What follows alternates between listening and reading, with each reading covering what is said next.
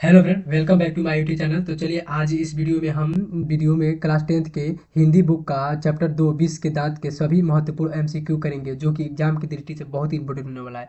आप सभी को इसको इग्नोर नहीं कर सकते, ठीक है। और आप देखिए, अगर आप यहाँ पे चैप्टर पढ़े होंगे तो आपको कुछ क्वेश्चंस का आंसर मालूम होगा, तो आप उसको लिखते रहिए और यहाँ पे हम इसका आंसर जब शो कराएंगे तो आप उसको सही गलत देख लीजिएगा। और उसको पूरे क्वेश्चन, लगभग इसमें 30-40 क्वेश्चन कराए जाएंगे, तो उसको आपको अलग एक जगह लिख के रखना है और लास्ट में आपने बताना है कि आपने कितना सही किए और कितने गलती किए। जिससे आपका क्या होगा कि रियलाइज होगा कि आप कितने अच्छे से पढ़े हैं चैप्टर को, कितने याद कर पाए हैं, ठीक है। और इसका आपको एमसीक्यू देना है, एमसीक्यू टेस्ट देना है, मॉक टेस्ट देना है, तो आप सीजीएल फैक्टर वेबसाइट पे जाइए, वहाँ पे आपको मॉक टेस्ट लगा सकते हैं आप जाके। लास्ट में वीडियो तक बने रहिएगा, तो वहाँ पे आपको बताया जाएगा कि कैसे आप जाके इसका मॉक टेस्ट दे सकते हैं। और आपको पीडीएफ चाहिए तो पीडीएफ के लिए आप क्या टेलीग्राम चैनल ज्वाइन कर सकते हैं, जिसका नाम है सीजीएल फैक्टर, इसी नाम से चलता है टेलीग्राम भी। तो जाके टेलीग्राम चैनल ज्वाइन कर लीजिएगा, यहाँ पे लिंक मिल जाएगा आपको वीडियो की डिस्क्रिप्शन में, ठीक है। तो चलिए वीडियो को स्टार्ट करते देखते हैं आज का क्वेश्चन।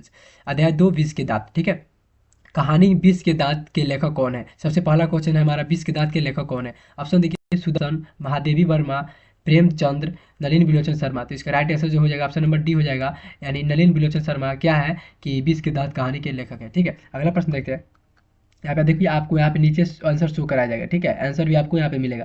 अगर आप पीडीएफ डाउनलोड करते हैं तो पीडीएफ में आपको एक क्वेश्चंस मिलेगा और फिर यहाँ पे इसका आंसर भी मिलेगा, तो आपको बहुत ही अच्छे से बेनिफिट होने वाला है, ठीक है। आपको आंसर रिवीजन करने में भी बहुत ही आसान होगा। चलिए अगला प्रश्न देखते हैं। अगला 2 नंबर प्रश्न है, 20 के, देखिए यहाँ पे नंबरिंग जो है गलती आएगा, ठीक है। नंबरिंग थोड़ा इसे मिसटाइपिंग हो गया है, ठीक है, तो नंबरिंग पे ध्यान नहीं देना है। 2 नंबर क्वेश्चन है, 20 के दांत कहानी में महल और झोपड़ी किसका प्रतीक है, ठीक है। देखिए ऑप्शन ए दिया है अमीर और गरीब, शहर और गाँव। ऑप्शन नंबर सी दिया है राजा और प्रजा। ऑप्शन नंबर डी दिया है शिक्षक और छात्र। तो इसका राइट आंसर जो हो जाएगा ऑप्शन नंबर ए हो जाएगा, यानी अमीर और गरीब, ठीक है। अमीर और गरीब क्या है कि इसमें कहानी का प्रतीक है, ठीक है। विश्व के दांत में अमीर और गरीबी के बारे में बात किया गया, सेन साहब और गिरधर लाल जो थे उनके बारे में डिस्कस किया गया है, ठीक है। तो ये बहुत ही इंपॉर्टेंट सेशन हो रहा है। ऑप्शन नंबर ए इसका सही हो जाएगा। 3 नंबर प्रश्न देखते हैं। बीस के देखिए कार्य कहानी में बीस के दांत किस घटना को संदर्भित करता है? खोखा के दांत टूटने पर, मदन का घायल होना, सेन साहब की बीमार होना, गाड़ी के खराब होना। ये मतलब क्या है कि इसमें कह रहा है क्या संदर्भित करता है, कि मतलब ये घटना जो है बीस के दांत किस किस मतलब किस कथन को संदर्भित करता है, किस कहानी को संदर्भित करता है। तो आप अगर बुक पढ़े होंगे तो आपको मालूम होगा, तो आप आंसर लिखिए वो कॉपी में और उसको लास्ट में बताइएगा कि आप कितना सही कर पाए कितना गलत कर पाए, ठीक है। कितना गलत हुआ कितना सही हुआ उसके हिसाब से आपको देखिए। आप इसका ऑप्शन हो जाएगा, ऑप्शन नंबर ए हो जाएगा, यानी खोखा के दांत टूटे। जब खोखा के दांत टूटता है तो वहाँ पे क्या होता है कि कहानी में यही सबसे बड़ा लॉजिक होता है कि खोखा के दांत मदन ने मारकर तोड़ दिया था, ठीक है। ऑप्शन नंबर ए हो जाएगा इसका राइट आंसर। अगला प्रश्न देखते हैं। 4 नंबर प्रश्न क्या कह रहा है, मदन ने खोखा के साथ, ठीक है, मदन ने खोखा के साथ किस खेल के लिए मतलब दौरान झगड़ा हुआ? देखिए आप कह रहे हैं मदन ने खोखा के साथ किस खेल के दौरान झगड़ा किया, तो मदन ने जो एक ऑप्शन देखिए, कबड्डी, लट्टू, गिल्ली डंडा और पतंगबाजी, ठीक है। तो इसका right answer option number B हो जाएगा, यानी क्या हो जाएगा, लट्टू के लिए। क्या चीज़ के लिए झगड़ा किया था, तो लट्टू के लिए, ठीक है। लट्टू के लिए झगड़ा किया था। ऑप्शन नंबर इसका बी इसका राइट आंसर हो जाएगा। चलिए अगला प्रश्न देखते हैं। अगला प्रश्न 5 नंबर है, नलिन विलोचन शर्मा किस विश्वविद्यालय में हिंदी के प्राध्यापक रहे, ठीक है। वो हिंदी के टीचर किस विश्वविद्यालय में रहे थे, ठीक है। तो यहाँ पे देखिए ऑप्शन दिया, दिल्ली विश्वविद्यालय, पटना विश्वविद्यालय, बनारस हिंदू विश्वविद्यालय, इलाहाबाद विश्वविद्यालय। तो इसका जो right answer option number B हो जाएगा, यानी पटना विश्वविद्यालय के क्या थे, तो ये शिक्षक हुआ करते थे, हिंदी के शिक्षक। देखिए ऑप्शन शो करा लेते हैं आप, option A B, option number B इसका राइट आंसर। अगला प्रश्न देखते हैं। देखिए थोड़ा प्रश्न हम जल्दी लेकर आएंगे वीडियो लंबी होने के चलते, ठीक है। तो आपको इसको क्या है कि ताकि आपको एग्जाम के टाइम में भी रिवीजन करने में बहुत ही आसानी होगा, तो जल्दी जल्दी इसको बिना किसी बात किए बिना किसी देरी के इसको जल्दी जल्दी किया जाएगा सेशन को, ठीक है। रिवीजन के लिए बहुत ही अच्छा होगा। नलिन विलोचन शर्मा किस काव्य आंदोलन के प्रवर्तक थे, ठीक है। तो देखिए ऑप्शन दिया, छायावाद, प्रगतिवाद, प्रयोगवाद, प्रयागवाद, ठीक है। तो इसका right answer option number D हो जाएगा, प्रपदवाद, ठीक है। ऑप्शन नंबर इसका डी हो जाएगा, डी मतलब डी, ठीक है। चलिए अगला प्रश्न देखते हैं। अगला प्रश्न, नलिन विलोचन शर्मा की प्रमुख कहानी कौन सी है?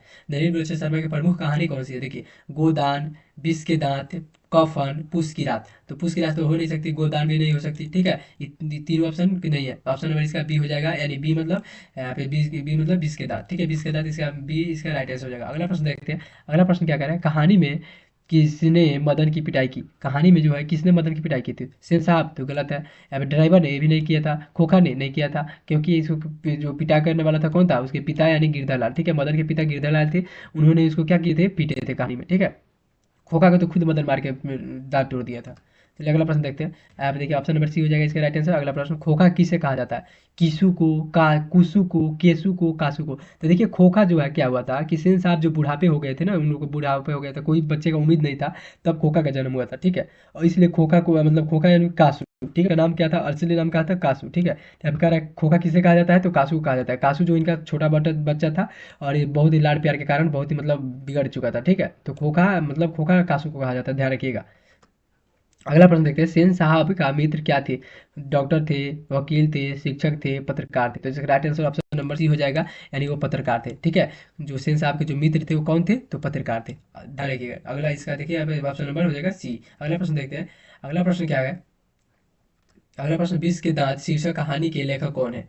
बीस के दांत शीर्षक कहानी के लेखक कौन है, मोहन राकेश, कमलेश्वर, प्रेमचंद्र, नलिन बिलोचन शर्मा। तो आपको मालूम है कि बीस के दांत अभी से अब शुरू से बताते आ रहे हैं, तो क्या, तो नलिन बिलोचन शर्मा द्वारा क्या हुआ है, ये कहानी को लिखा गया बीस के दांत। ठीक है, चलिए अगला प्रश्न देखते हैं। यहाँ पे ऑप्शन नंबर डी इसका राइट आंसर हो जाएगा। अगला प्रश्न देख लेते हैं।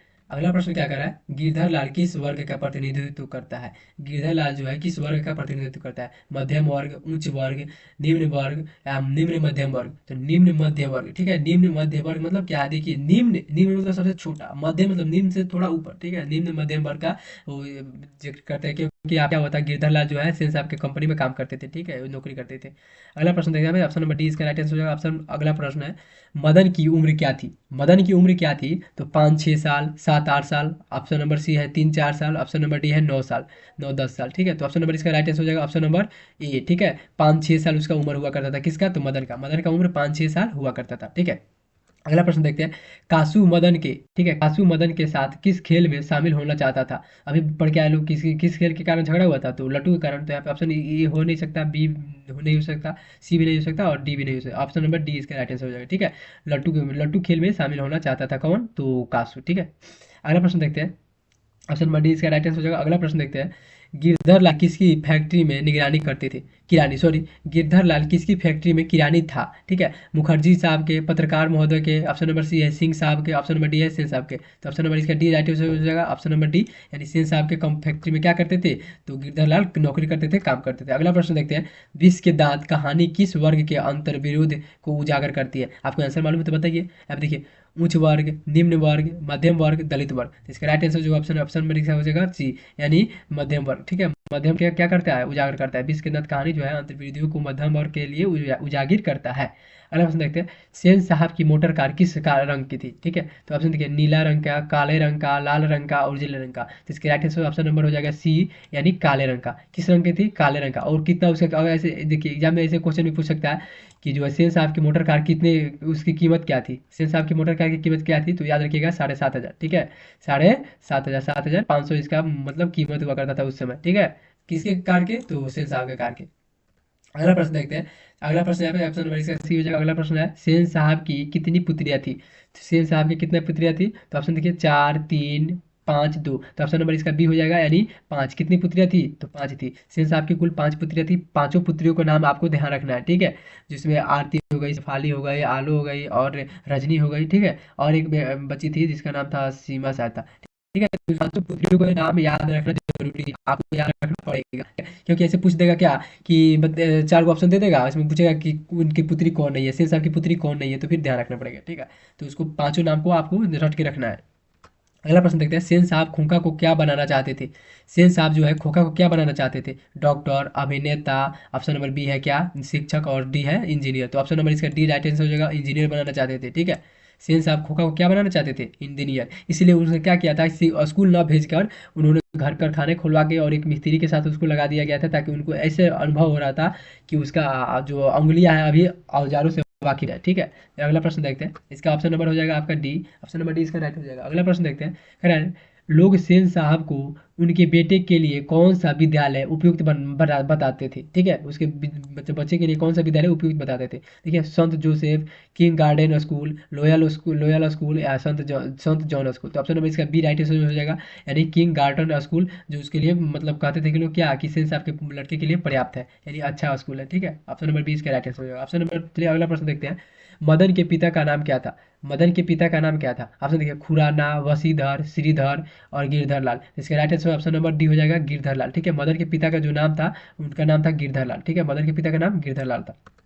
देखिए, यहाँ पे जो इसका ऑप्शन दिया है वो बी गलत है। ठीक है, इसमें ध्यान नहीं दीजिएगा, टाइपिंग हो गया है। ठीक है, ऑप्शन नंबर इसका डी हो जाएगा। ठीक है, डी मतलब गिरधर लाल। अगला प्रश्न देखते हैं, दुर्लजित का शब्दार्थ क्या है? दुर्लजित का शब्दार्थ क्या है? ये दुर्लजित एक शब्द है, इसका शब्दार्थ क्या है, इसको आपको बताना है। देखिए यहाँ पे क्या है, दुलारा, क्या कह सुशील, उपदंड, लाड़ प्यार में बिगड़ा हुआ। ठीक है, तो इसका right answer option number D हो जाएगा, लाड़ प्यार में बिगड़ा हुआ, यानी उसको दुर्लजित बोलते हैं। जो लाड़ प्यार में बिगड़ जाता है उसको क्या बोलते हैं? दुर्लजित बोलते हैं। ऑप्शन नंबर इसका डी हो जाएगा, डी मतलब डी। ठीक है, चलिए अगला प्रश्न देखते हैं, नलिन विलोचन शर्मा का जन्म कब हुआ था? नलिन विलोचन शर्मा का जन्म कब हुआ? ठीक है, तो देखिए 14 फरवरी 1915, 18 फरवरी 1916, 22 मार्च 1917 और 24 अप्रैल 1918। तो इसका right answer option number B हो जाएगा, यानी 18 फरवरी 1916। 18 फरवरी 1916 को क्या हुआ था कि नलिन विलोचन शर्मा का जन्म हुआ था। ठीक है, आपको क्या है कि इसका डेट ऑफ बर्थ याद रखना जरूरी है इनका। ठीक है, आप देखिए डेट भी याद रखिए, मंथ भी याद रखिए। ठीक है, तो बहुत ही इंपॉर्टेंट होता है, क्योंकि यहाँ पे देखिए पूछा गया 18 फरवरी 1916। ऐसे भी पूछ सकता है क्या कि नलिन विलोचन शर्मा का जन्म कब हुआ था, केवल आप देखिए ये वाला दे देगा, केवल सन दे देगा। ठीक है, मंथ वगैरह नहीं देगा, तो उसको भी ध्यान रखना है। चलिए अगला प्रश्न देखते हैं, नलिन विलोचन शर्मा का निधन कब हुआ था? ठीक है, तो जन्म हुआ होगा तो निधन भी हुआ होगा। ठीक है, तो इसका राइट आंसर ऑप्शन देखिए, पहला दिया क्या 18 नंबर, ऑप्शन नंबर ए दिया है 18 फरवरी 1916, बी नंबर दिया है 12 सितंबर 1961, सी नंबर दिया है 15 अगस्त 1947 और डी नंबर दिया है 26 जनवरी 1950। तो इसका right answer option number B हो जाएगा, यानी क्या हो जाएगा ऑप्शन नंबर बी 12 सितंबर 1961। ठीक है, ऑप्शन नंबर इसका बी 12 सितंबर 1961। अगला प्रश्न देखते हैं, अगला प्रश्न क्या है, नलिन विलोचन शर्मा का जन्म कहाँ हुआ था? ठीक है, नलिन विलोचन शर्मा का जन्म कहाँ हुआ था? गांधी घाट पटना, कृष्ण घाट पटना, रानी घाट और बालघाट। तो इसका right answer option number C हो जाएगा। ठीक है, बादघाट पटना में हुआ था किनका जन्म? तो नलिन विलोचन शर्मा का जन्म। ठीक है, अगला प्रश्न देखते हैं, यहाँ पे ऑप्शन नंबर सी हो जाएगा राइट आंसर। अगला प्रश्न, नलिन विलोचन शर्मा के पिताजी का क्या नाम था? ठीक है, उनके पिताजी का क्या नाम था, ये पूछा जा रहा है क्वेश्चन आपसे। ठीक है, तो पंडित राम अवतार शर्मा, बी नंबर ऑप्शन है पंडित कृष्ण अवतार शर्मा, सी नंबर मृत्युंजय शर्मा और डी नंबर पंडित दश अवतार शर्मा। तो इसका right answer option number A हो जाएगा, यानी पंडित राम अवतार शर्मा क्या था? तो ये नलिन विलोचन शर्मा के पिताजी थे। ठीक है, अगला प्रश्न देखते हैं, यहाँ पे इसका आंसर हो जाएगा ए। ठीक है, नलिन विलोचन शर्मा के पिताजी का नाम पंडित रामावतार शर्मा। अगला प्रश्न क्या है, दृष्टिकूट किसकी रचना है? दृष्टिकूट किसकी रचना है? ठीक है, Ramavatar Sharma, Nalin Vilochan Sharma, option number C है Mohan Rakesh, option number D दिया है प्रेमचंद। तो इसका right answer option number B हो जाएगा, यानी नलिन विलोचन शर्मा। नलिन विलोचन शर्मा द्वारा लिखा गया क्या है? नलिन विलोचन शर्मा द्वारा लिखा गया एक पुस्तक है जिसका नाम है दृष्टिकूट। ठीक है, तो ऑप्शन नंबर इसका अगला प्रश्न देखते हैं, कासू किसका बेटा था? देखिए यहाँ पे पूछा जाएगा क्या आपसे कि कासू किसका बेटा था? कासू यानी कासू किसका बेटा होगा? तो सेन साहब का। ऑप्शन नंबर इसका बी हो जाएगा। ठीक है, बी ऑप्शन नंबर बी हो जाएगा, कासू सेन साहब का बेटा था। ठीक है, ध्यान रखिएगा, ऑप्शन नंबर बी इसका राइट आंसर हो जाएगा। अगला प्रश्न देखते हैं, कहानी का मुख्य विषय क्या है? कहानी का मुख्य विषय क्या है? पहला, सामाजिक भेदभाव, धार्मिक संघर्ष, प्राकृतिक का सौंदर्य, ऐतिहासिक घटनाएं। ठीक है, तो इसका राइट आंसर हो जाएगा, क्या हो जाएगा कि सामाजिक भेदभाव। देखिए यहाँ पे क्या है कि इसमें पुत्र और पुत्रियों के बीच में सामाजिक भेदभाव बताया जा रहा है इस कहानी में, और इसे में बताया जा रहा है कि गरीबी और अमीरी के बारे में भी भेदभाव बताया गया है। तो कहानी किससे सामाजिक भेदभाव से संबंधित है? इसमें धार्मिक न कोई बात हुआ है, न ऐतिहासिक घटना कोई हुआ है, न प्राकृतिक संदर्भ की बात हुआ है। इसमें क्या बात हुआ है? तो इसमें क्या हुआ कि सामाजिक भेदभाव कैसे, मतलब लड़की लड़कों में भेदभाव करते हैं इंसाफ। ठीक है, कैसे मतलब गरीबी अमीरी में भेदभाव होता है, इसको बताया गया। तो इसका right answer option number A हो जाएगा। ठीक है, अगला प्रश्न देखते हैं, अगला प्रश्न कह रहा है, कहानी के अंत में लेखक ने क्या संदेश देने की कोशिश की है? कहानी के अंत में लेखक ने क्या संदेश देने की कोशिश की है? देखिए, सामाजिक असमानताओं को समाप्त करने की आवश्यकता है, राजनीतिक की शक्ति, धार्मिक सद्भाव, व्यवहार की सफलता। तो इसका right answer option number A हो जाएगा, यानी सामाजिक असमानता को समाप्त करने की जरूरत है। अभी जो हमारे वर्तमान में जो क्या है कि अभी इसी संदेश देना चाहते हैं कि सामाजिक असमताओं को मतलब खत्म करना चाहिए, तभी हमारा देश आगे बढ़ेगा, हमारा राष्ट्र आगे बढ़ेगा। ठीक है, अगला प्रश्न देखते हैं, ऑप्शन नंबर इसका राइट आंसर हो जाएगा। अगला प्रश्न देखते हैं, कहानी में विष के दांत किसका प्रतीक? कहानी में विष के दांत किसका प्रतीक है? गरीबी के, शिक्षा के, ऑप्शन नंबर सामाजिक विषमता के, संघर्ष के। तो गरीबी तो केवल गरीबी तो है नहीं सकता। ठीक है, यहाँ पे गरीबी के साथ साथ अमीरी दिया होता तो सही था, लेकिन ये नहीं होगा। ऑप्शन नंबर इसका राइट आंसर बी हो जाएगा, यानी सामाजिक विषमता का प्रतीक है। ठीक है, विष के दांत जो है सामाजिक विषमता का प्रतीक है, इसको भी ध्यान रखना है। Option number B. चलिए अगला प्रश्न देखते हैं, गिरधर लाल की स्थिति कैसी थी? देखिए, वह एक धनी व्यक्ति था, ये तो हो नहीं सकता, जो अगर धनी होता तो नौकरी कैसे करता? अपने देखिए, वह एक आर्थिक रूप से संघर्ष कर रहा था, ये हो सकता है। वह एक व्यापारी था, ये भी गलत है, वो व्यापारी नहीं था। अगला प्रश्न, अगला देखते हैं ऑप्शन ऑप्शन नंबर डी, वह एक सरकारी अधिकारी था, ये तो भी नहीं होगा। तो ऑप्शन नंबर इसका बी हो जाएगा, यानी वह आर्थिक रूप से संघर्ष कर रहा था। कौन? तो गिरधर लाल। ठीक है, अगला प्रश्न देखते हैं, इसका ऑप्शन नंबर बी हो जाएगा। अगला प्रश्न देखते हैं, अगला प्रश्न क्या है, विष के दांत कहानी का संबंध किस युग से है? विष के दांत कहानी का संबंध किस युग से है? ब्रिटिश काल से, स्वतंत्रता संग्राम से, आधुनिक भारत से, मुगल काल से। तो ब्रिटिश काल तो बहुत दूर हो गया। ठीक है, स्वतंत्रता संग्राम भी दूर हो गया, मुगल सम्राट तो और दूर हो गया। इससे मतलब ऑप्शन नंबर सी हो जाएगा, यानी आधुनिक आधुनिक भारत है। ठीक है, कहाँ से? तो आधुनिक भारत से। ऑप्शन नंबर सी इसका राइट आंसर हो जाएगा। अगला प्रश्न देखते हैं, अगला सिलेबस यहीं पे खत्म होता है। ठीक है, इस चैप्टर से जितने भी एमसीक्यू बनने वाला था सब आपको कराया गया। और वीडियो आपको अच्छी लगी हो तो अगर आपको लगा कि मेहनत की है आपके लिए तो वीडियो को लाइक कीजिए, चैनल को सब्सक्राइब कीजिए और अपने दोस्तों में जरूर शेयर कीजिए ताकि उनको भी इससे बेनिफिट हो सके। ठीक है, अगर आप इसका मॉक टेस्ट देना चाहते हैं तो आपको सीधे क्या करना है कि आपने गूगल या मतलब लैपटॉप या फ़ोन में गूगल ओपन करना है। ठीक है, गूगल ओपन करना है, गूगल में जाकर लिखना है। ठीक है, ओपन कर लेते हैं गूगल। गूगल में लिखना है जाके आपको, देखिए यहाँ पे सबसे पहले ओपन करने के बाद यहाँ पे हम थोड़ा इसको स्क्रीन को बड़ा कर लेते हैं। उसके बाद यहाँ पे लिखना है CGL fact, CGL fact, FACT, CGL fact. Status लिखते ही STATUS, स्टेटस लिखते ही आपको उसके बाद इंटर कर देना है। ठीक है, इंटर करने के बाद क्या होगा कि यहाँ पे एक वेबसाइट खुलेगा। देखिए देखिए यहाँ पे ओपन हो गया। अब अगर सीजीएल फैक्टर से इसी के नाम से है, यहाँ पे लोगो भी है आपके चैनल का। ठीक है, तो इस पर क्लिक करना है। देखिए यहाँ पे यूट्यूब लोगो, यूट्यूब भी है और यहाँ पे गूगल भी है, तो इस पर क्लिक करना है आपको। क्लिक करने के बाद यहाँ पे नई विंडो ओपन होगा, उसमें देखिए यहाँ पे बता रहे हैं आपको कैसे उसको मॉक टेस्ट मिलेगा, आपको कैसे फ्री में मॉक टेस्ट दे सकते हैं। ठीक है, देखिए यहाँ पे ओपन हो गया।